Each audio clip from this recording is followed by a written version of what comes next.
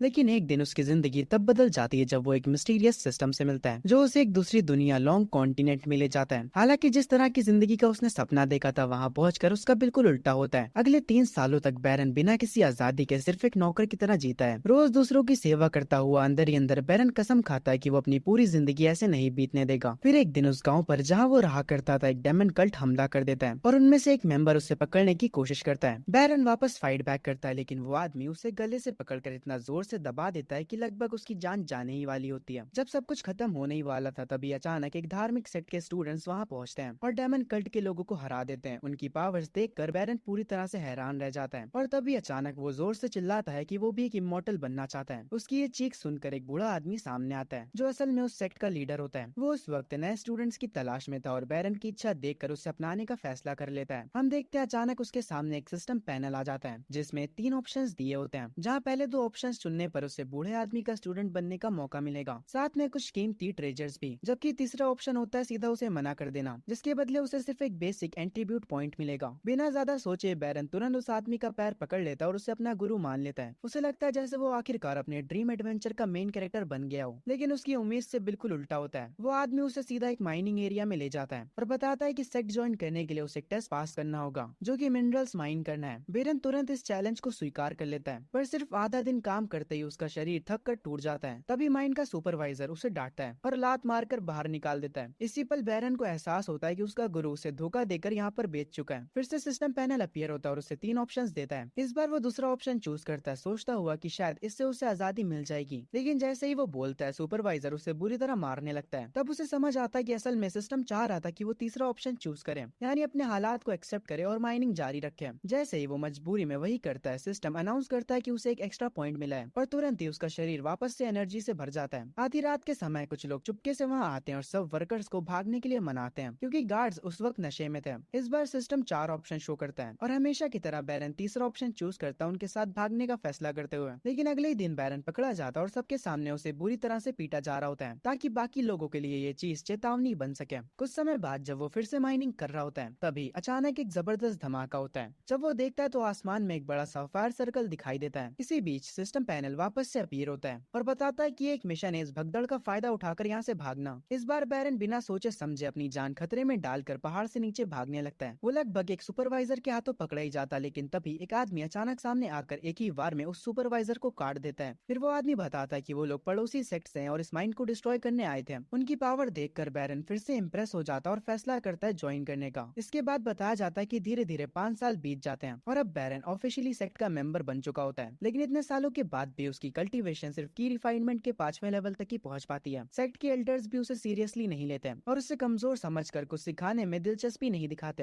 हालांकि बैरन को अब इन सब की आदत सी हो चुकी होती है। 5 सालों में जब भी वो अपनी कल्टीवेशन बढ़ाने की कोशिश करता है, सिस्टम हमेशा उसे ललचाने वाले रिवॉर्ड से कंफ्यूज कर देता है। और चाहे उसका कल्टीवेशन लेवल कम हो, लेकिन उसके बेसिक एट्रीब्यूट्स पॉइंट्स इतने बढ़ चुके होते हैं कि वो अकेले ही बड़े बड़े मॉन्स्टर्स को हरा देता है। फिर एक दिन सेट के हॉल में दूसरे स्टूडेंट्स उसे देखकर उसका मजाक उड़ा रहे होते हैं क्योंकि उसकी स्ट्रेंथ कभी उनके सामने इम्प्रूव नहीं हुई। तभी वाटर मिरर हॉल सेट की 2 लड़कियां वहाँ पर आती हैं और पूछती हैं कि क्या वो सीनियर बैरन को जानता है। बैरन झूठ बोल देता है कहकर कि वो इंसान सेक्ट को छोड़कर जा चुका है, लेकिन उसका झूठ तुरंत पकड़ा जाता है जब एक दूसरा स्टूडेंट उसे उसके नाम से बुला देता है। अब मजबूरन बैरन को अपनी असली पहचान माननी पड़ती है। वो दोनों लड़कियां कहती हैं कि उन्हें माउंटेन से नीचे उतर कर एक एग्जाम देना है और वो चाहती हैं कि बैरन उनका गाइड बने, लेकिन बैरन बिना ज्यादा सोचे सीधा मना कर देता है। इस बात से रेड बालू वाली लड़की जिसका नाम खुलाई होता है वो काफी नाराज हो जाती है क्योंकि उससे पहली बार किसी लड़के ने मना किया होता है। दूसरी तरफ पर्पल हेयर वाली जीजिन उसे उकसाते हुए इल्जाम लगाती है कि बैरन डर रहा है। तभी उनके सेक्ट की एक स्ट्रॉन्ग गार्डियन जो असल में उन दोनों की मास्टर भी होती है वहाँ आ जाती है और बैरन से बात करती है। वो ये बात जानती थी कि भले ही बैरन का कल्टीवेशन लेवल लो है, लेकिन वो हमेशा किसी तरह जूनियर स्टूडेंट से एग्जाम में आगे बढ़ उसे पास करता है। इसीलिए वो इस बार बैरन से कहती हैं कि वो उन दोनों लड़कियों को लीड करे। कुछ ही देर बाद 3 और लड़कियां उनके ग्रुप में ज्वाइन हो जाती हैं।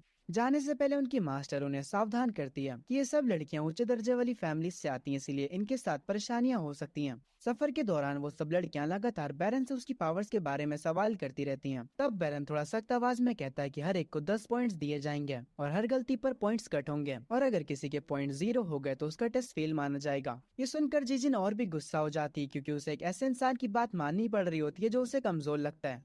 लेकिन दूसरी तरफ कुलाई का रिएक्शन बिल्कुल अलग होता है। वो हर बार जब बैरन उसे डांटता है तो और ज्यादा उत्सुक और दिलचस्प लगती है। रवाना होने से पहले बैरन उन सबको स्पेशल कपड़े देता है ताकि वो लोग ज्यादा नजर में ना आए। फिर जब वो अपने सीनियर को जानकारी देता है कि वो नए स्टूडेंट्स के साथ माउंटेन से नीचे जा रहा है तो उसे आसपास कोई नजर नहीं आता। लेकिन कुछ ही पल बाद उसे एहसास होता है कि वो लड़कियां ऑलरेडी छुपने वाले भेष पहनकर उसके पीछे चुपचाप खड़ी हो चुकी हैं। कुछ समय बाद वो 6 लोगों का ग्रुप लॉन्गशेल सिटी पहुंच जाता है। जो लड़कियां कभी सेक्ट से बाहर नहीं निकली होती वो बाहर की दुनिया देखकर काफी उत्सुक और हैरान रह जाती हैं। इस दौरान गुलाई जीजिन की तरफ देखकर उसे साफ समझाती है कि वो अपने सीनियर यानी बैरन के ऑर्डर्स को फॉलो करे वरना उसके पॉइंट्स कट हो जाएंगे। ये सुनकर जीजिन मजबूरी में मान जाती है लेकिन उसके चेहरे पर साफ गुस्सा दिख रहा होता है। तभी अचानक उसकी नजर रोड के दूसरी तरफ पड़ती है जहाँ कुछ लोग एक आदमी को परेशान कर रहे होते हैं। ये देखते ही वो बिना सोचे समझे ग्रुप से अलग हो जाती है और उसका इरादा होता है उस आदमी की मदद करना और उन लोगों को सबक सिखाना। लेकिन तुरंत ही बैरन उसे रोक लेता है। वो शांत आवाज में उसे समझाता है और कहता है कि वो कैसे इतनी जल्दी फैसला कर सकती है कि कौन सही और कौन गलत। हो सकता है जिसे वो मजबूर समझ रही हो वो खुद भी कोई अच्छा इंसान ना हो। वो आगे समझाता है कि अगर वो लोग खुले तौर पर ऐसे बर्ताव कर रहे हैं तो पक्का उनके पीछे कोई पावरफुल सपोर्ट होगा और अगर वो बीच में टांग अड़ाती है तो हो सकता है कि वो किसी डेंजरस इंसान को नाराज कर दे जिससे उनका टेस्ट मिशन फेल हो सकता है। अपनी बात खत्म करते हुए बैरन उसे साफ कह देता है कि दूसरों के मामले में बिना सोचे समझे घुसना नहीं चाहिए। इसके बाद कुलाई भी उसे समझाने की कोशिश करती है लेकिन जीजिन गुस्से में उनकी बात नजरअंदाज करके वहाँ से चली जाती है। हम देखते हैं कि उन्हें बिना पता चले कोई उनकी हरकत को दूर से ध्यानपूर्वक देख रहा होता है। जब वो 6 लोगों का ग्रुप इनमें पहुंचता है तो वो सब मिलकर सिर्फ एक ही रूम रेंट करते हैं। ये देखकर लड़कियां काफी हैरान हो जाती हैं क्योंकि रूम बहुत सिंपल होता है, यहाँ तक कि उसमें कोई मिरर भी नहीं होता। तब उन्हें एहसास होता है कि पहले जब भी वो माउंटेन से नीचे आती थी तो हमेशा सर्वेंट्स उनके साथ होते थे जो उनकी हर जरूरत का ख्याल रखते थे। इस पर बैरन बस इतना ही कहता है कि अब उनकी हैसियत एक कॉमन इंसान जैसी है, इसीलिए उन्हें खुद पर निर्भर रहना सीखना होगा। ये बात सुनकर जीजिन और भी ज्यादा गुस्सा हो जाती है। रात होते ही नाराजगी के चलते जीजिन चुपके से कपड़े बदल कर बाहर निकल जाती है। उसका इरादा होता है कल वाले लोगों को ढूंढकर उन्हें सबक सिखाना। रास्ते में उसकी नजर एक बूढ़ी औरत पर पड़ती है जो सड़क के किनारे बैठी रो रही होती है। ये देखकर उसका दया भाव और हीरो बनने की आदत फिर से जाग जाती है। वो उस औरत के पास जाकर पूछती है कि क्या हुआ। तब वो बूढ़ी औरत कांपती हुई आवाज में बताती है कि उसकी बहू उसके साथ जानवरों की तरह बर्ताव करती है, उसे बचा हुआ खाना देती है और उसे घर से भी बाहर निकाल दिया है। ये सुनते ही जीजिन का गुस्सा फिर से भड़क उठता है और वो सीधा उस घर की तरफ बढ़कर उसे बाहर बुलाती है। वो घर के बाहर खड़ी होकर हंगामा करने लगती है जिससे वो औरत बाहर आकर उसे डांटने लगती है। गुस्से में आकर जीजिन तुरंत अपनी तलवार निकाल लेती है और उस पर हमला करने वाली होती है। लेकिन तभी उस औरत का पति बाहर आता है और उसे शांत कराते हुए कहता है कि वो अंदर आए और आराम से बात करें। अपनी ताकत पर भरोसा करते हुए जीजिन उनकी बात मानकर अंदर चली जाती है। पर जैसे ही वो दरवाजे के अंदर कदम रखती है वो हैरान रह जाती है क्योंकि वहाँ कुछ खतरनाक दिखने वाले लोग पहले से मौजूद होते हैं। वो सब हंसने लगता है और कहते हैं कि उन्हें उम्मीद नहीं थी कि वो इतनी आसानी से फंस जाएगी। तब जाकर जीजिन को समझ आता है कि वो बूढ़ी औरत उसे बेवकूफ बना चुकी है क्योंकि उसे पता चल गया था कि जीजिन दूसरों के मामलों में ज्यादा ही टांग अड़ाती है। इससे पहले कि वो कुछ कर पाती जीजिन की नजर धुंधली पड़ने लगती है जैसे जहर अपना असर दिखा रहा हूँ। उससे बैरन की बात याद आती है कि खतरे में होते ही तुरंत भागना चाहिए, लेकिन इस बार उसका शरीर इतना कमजोर हो चुका है कि वो हिल भी नहीं पाती। हालांकि